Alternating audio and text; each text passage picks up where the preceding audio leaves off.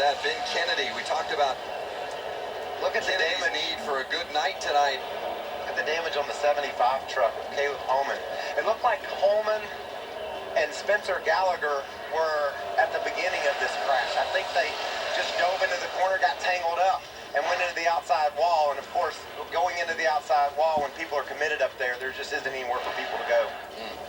Caleb Holman in that 75, he was the fastest qualifier in our single truck qualifying. Certainly one of the highlights of his career. Big damage to the 23 of Spencer Gallagher. That just shows you how fast they're going. I know, we're on a dirt track. The pole was somewhere around 85 miles an hour, but that's how quickly, when things go wrong, these things can get wadded up and tied together. Man, we saw 7 or 8 trucks in that crash, and just look at how bad Caleb Holman's truck is torn up. Nothing left of the back of that food country truck.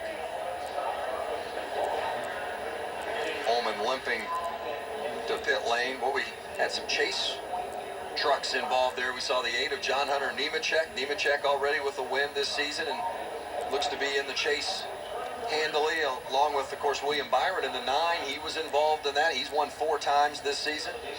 Vince, we talk about the fact that William Byron is locked in the chase, Matt Crafton, but we have a lot of guys trying to point their way in. Ben Kennedy had a little piece of that too, and he's right in there trying to point his way into the chase. As is Daniel Hemric there in that 19. Now, Hemric came into this race 43 points to the good, which you'd think is a pretty good cushion points-wise, but not if he has a couple of races like this. And just think about a guy that huge crash was a break for. Rico Abreu was getting ready to have to come to pit road for a pass-through penalty.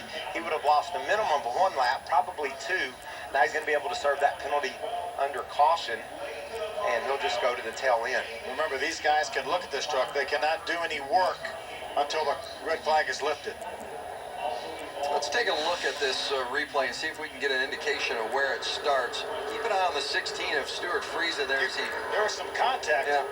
It was the 75, and I believe it might have been Friesen in the 16 that got together initially, and then you can see maybe from a better angle here. But watch how this track is just blocked for these guys that are committed to the outside. And how was Johnny Sauter going to get by there? He actually got a little damage, ran into the side of the 75, Timothy Peters as well.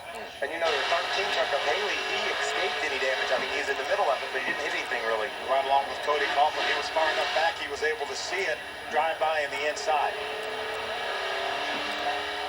See it again up this up top shot, and you can see him sliding in, and there's it's definitely the 16 of Friesen involved in that. I think it looked like he may have been trying to go to the bottom. Yeah. And when he did turn left to go to the bottom, the 75 of Caleb Holman was there.